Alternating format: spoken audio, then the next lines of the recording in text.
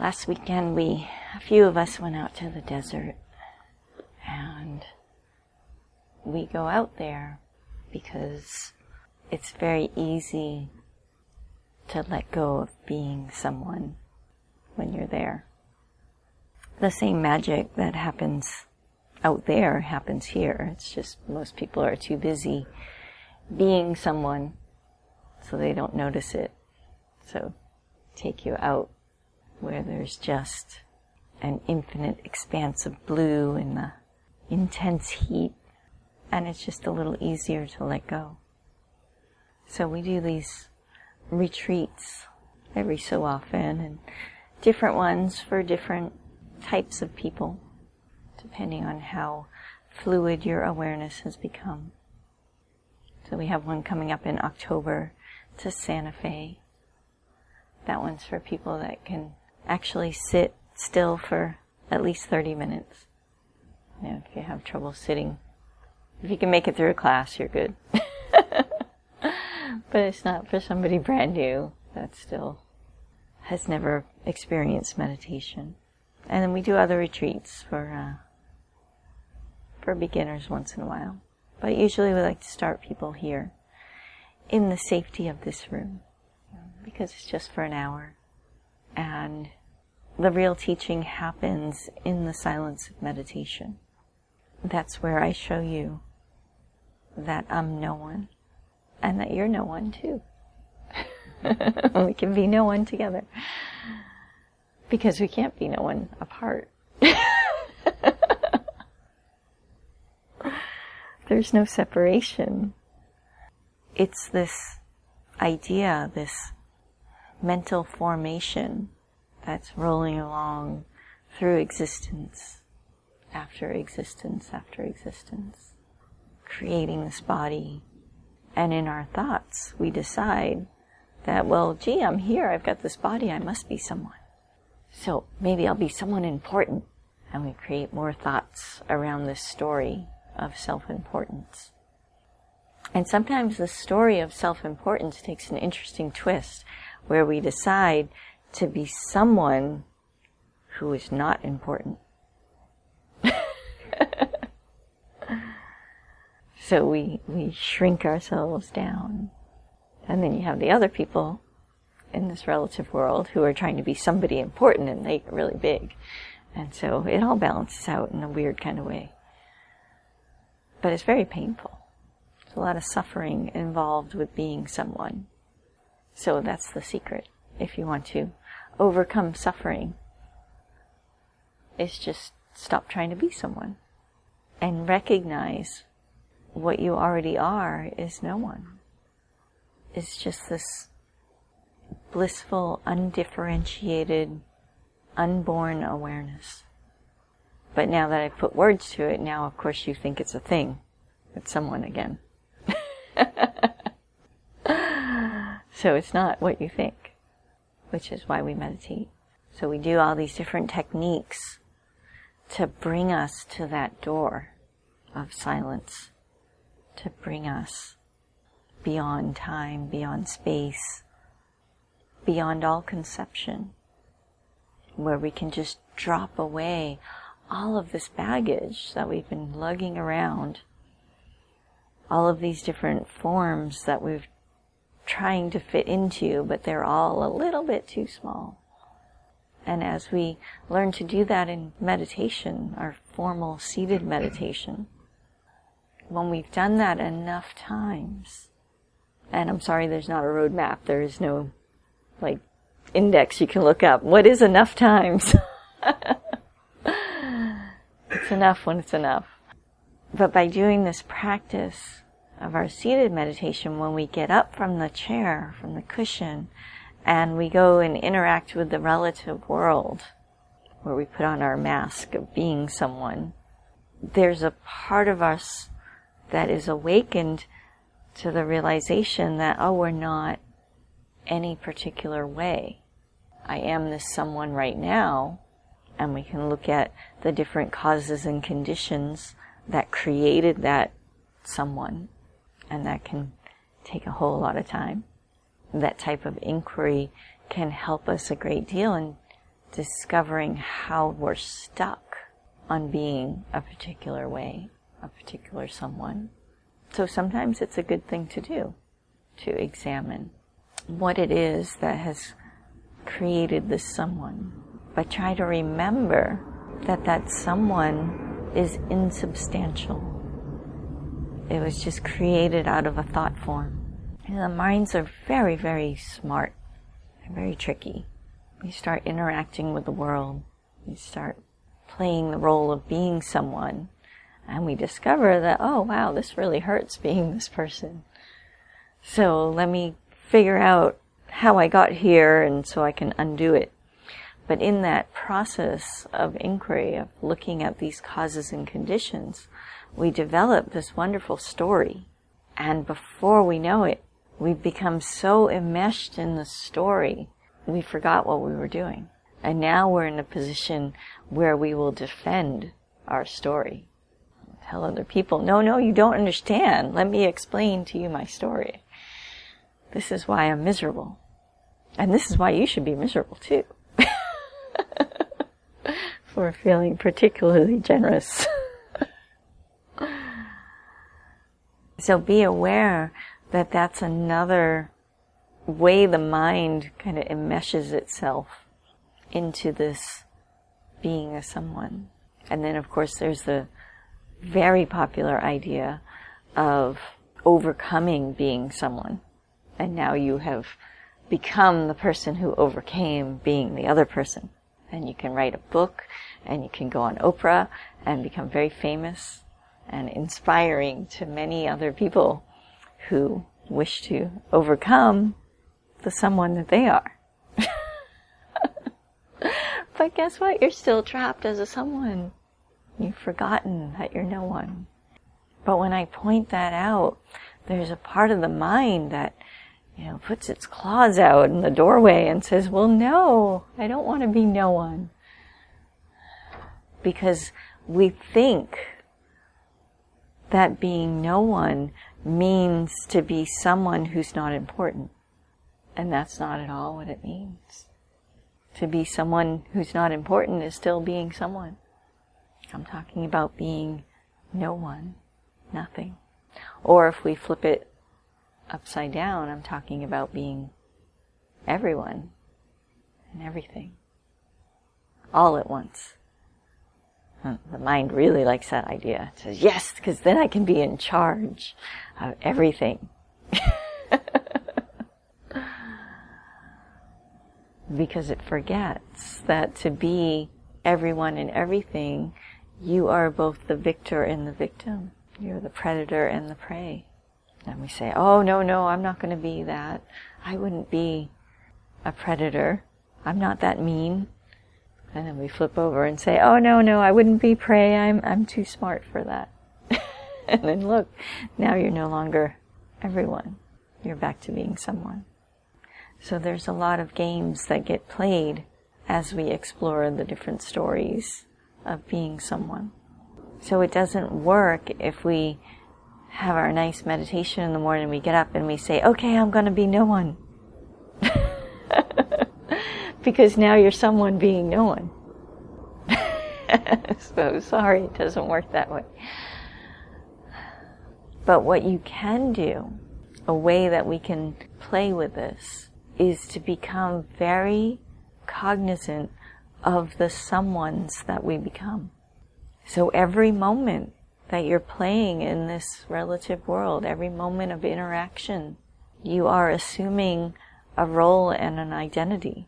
And if you pay attention from the moment you wake up to the moment you go to sleep, and even in your dreams, until the next time you wake up, you'll notice that you're not the same someone. When you interact with one person, you'll notice that you're one way. You interact with another person, you act an entirely different way.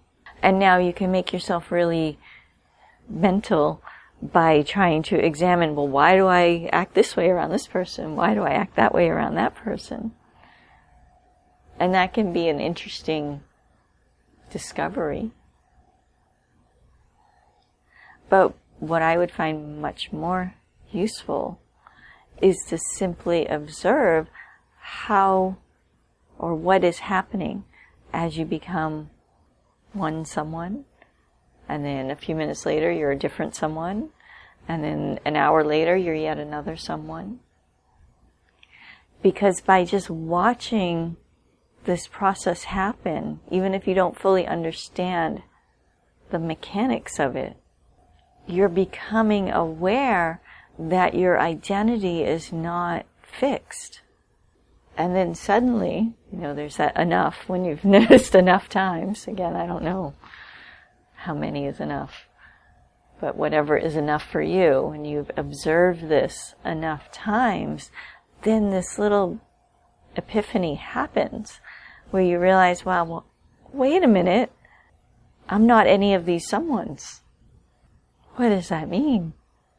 And then some people can completely freak out at that point and feel really, really disconnected. And then that creates a whole other story of the disconnected someone. But if you can stay with it, allow that epiphany to grow, you start to get a glimpse of what it really means to be no one. And this beautiful thing happens. The attachment you have to being someone loosens its grip, which means the suffering you experience by being someone starts to lessen. You'll start to notice the story that goes along with being someone, and there'll be this part of you that is aware that, oh yes, this is this game I'm playing, this role that's being played through this being, but that's not all I am. So if you wind up being someone that you don't like, then you don't have to worry about it, because you're not going to be that someone for very long. 2 minutes later, you can be somebody else. Now, there's another way of playing with this that can sometimes be beneficial, but again, it's also a trap, so it's both a way to learn about being someone, and then it's also a way to get trapped into being someone. And that is to consciously choose what someone you're going to play. So you might wake up in the morning and say, okay, today I'm going to be a very generous someone. And then all day long, you look for opportunities to play that role, to be very generous. You might pick something else to play with. I guess you could, if you really wanted to, say, okay, today I'm going to be a jerk. I'm going to be someone who's a jerk and be mean to people all day long. But that would probably get you some grief. If you're a jerk to the wrong person, you might even get beat up. So I don't recommend that. In Buddhism, we tend to promote the higher qualities of generosity, of kindness, of equanimity, of compassion. And then other people like to play on a more physical, tangible way. And that way they find it easier to kind of test themselves. So they might say, okay, today I'm going to play at being somebody wealthy. It's a very popular one to get trapped in. But it has its uses if you can do it and not get trapped. It can be very comfortable life. You can actually create your own God realm right here on planet Earth. And that's what a lot of humans aspire to. They wish to live in the God realm, where everything that they need physically is just taken care of, every desire is just within arm's reach. It sounds nice, right? But there's a problem that they don't print in the brochure of the God realm. It's in the fine print of the contract. It means that you may become so immersed and enmeshed in your desires that you forget that there's anything else, and that one day it will end, that the wonderful God body that you developed will die. And in those experiences you have in that realm, this amnesia causes you to forget that you're no one. Instead, you become so enmeshed in being that someone. And then when the body drops, it's very jarring that, oh wait, I wasn't that someone. That someone wasn't real. And then you spin out into despair. And now you've become someone who is suffering greatly, and you wind up in the hell realms. So this human life where we have that mixture of desires fulfilled and desires frustrated is actually very beneficial for practice, because it reminds us on a constant basis that we're no one. That every someone we grab a hold of doesn't last. In one moment, we are someone that's totally happy and has everything they want. And then the next, something changes. And then all of a sudden, we're a different someone that has lost something. So the good news is you're here in these human bodies, having these ups and downs of experience through all these different someones. So the practice for this week is to be aware of all the different someones that you become. And try not to cling to any of them.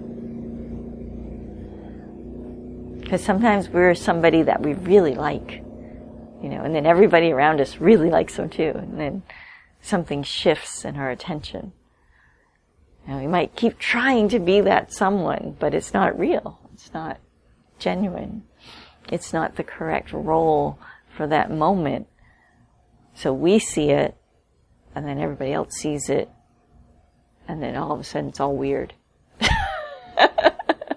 And nobody's having fun anymore, and you're like, wait, what happened? So when that happens, pay attention. Notice that you're no longer that someone. And say, oh, well, who's the someone I am now? And watch how it arises and falls away from the ether. And in one of those moments of looking, you'll get a peek behind the curtain. You'll realize that you're no one. So let's meditate some, and then I'll answer questions if there's any. So sit up nice and straight. Okay. We'll start on the navel center, the second song in the heart, and then finally on the third eye.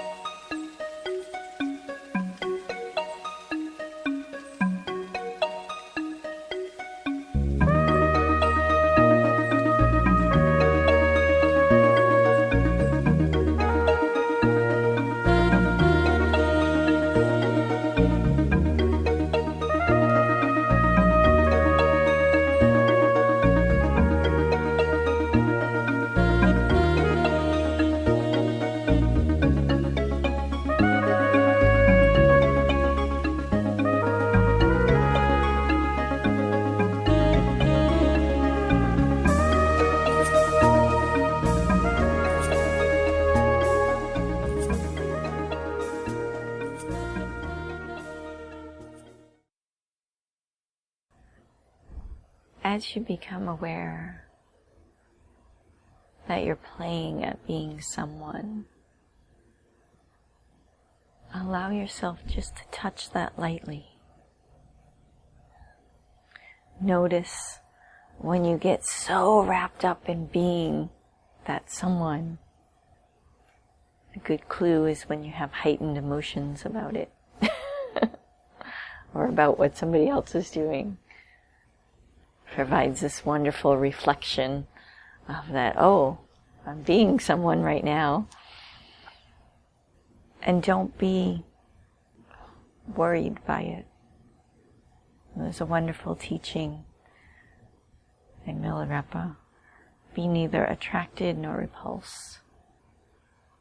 So when you recognize that you're being someone and it's causing suffering, allow yourself to stand in that awareness of being someone and try not to be attracted or repulsed. Just notice that, oh, I'm being someone and that someone is suffering. If you can apply that awareness, you'll shift and you'll no longer be that particular someone who's suffering. You'll be somebody else. You'll be another someone. So again, touch that lightly. Don't cling. But don't run away either. There's a whole community of people that go around pretending that they're not someone. I see them online sometimes. They have a lot of fun pointing out when somebody expresses an opinion. They'll say, but whose opinion is that? Fun with words. But it's not about the words. It's not about the thoughts. It's about what's under them. Or over them. Depending on which way you're looking. Because it's really not an over and under, an inner and outer. It just all is. And remember, as you're being someone, it's reflected in the physical too. It's not just a mental concept that I'm talking about. It'll be reflected by the clothes that you pick out of your closet. It'll be reflected by how you keep your environment. Be reflected by the work that you do. All of those aspects contribute and play off of this idea of being someone. So don't think that someone that you're playing exists in some kind of vacuum. It's all interrelated, and that's what makes it so challenging. Because you shift from being one someone into another someone, and then everything around that in the physical kind of shifts along with it, but our minds are much more nimble. They can, jump that fast from someone to someone to someone. But we don't have little elves that come and change all the clothes in our closet for us. That would be a neat trick, though. So there might be a moment where you shift so radically from one someone to another someone, and you go to try and get dressed in the morning, and it's like, whose clothes are these? Or whose house is this? That's not how I would put the furniture. And you find yourself, allow yourself to rearrange things. Allow yourself to go get different clothes. It will help with your fluidity. It will help with that recognition that you aren't any of these particular someones. That you are in fact no one. And then as you start to live in that recognition, there's techniques that we play with too, called the caretaker personalities. Perhaps we'll talk about that next week. Do you guys have any questions? Maybe? No. He's like, do I have? Am I someone who has a question? No, I am not. Okay. Well, thank you all for coming in today. It's so wonderful to see you. Thank you for listening. The music was created by Zazen and used with permission from the Frederick P. Lenz Foundation for American Buddhism. For more information, please visit my website, www.jennasundell.com.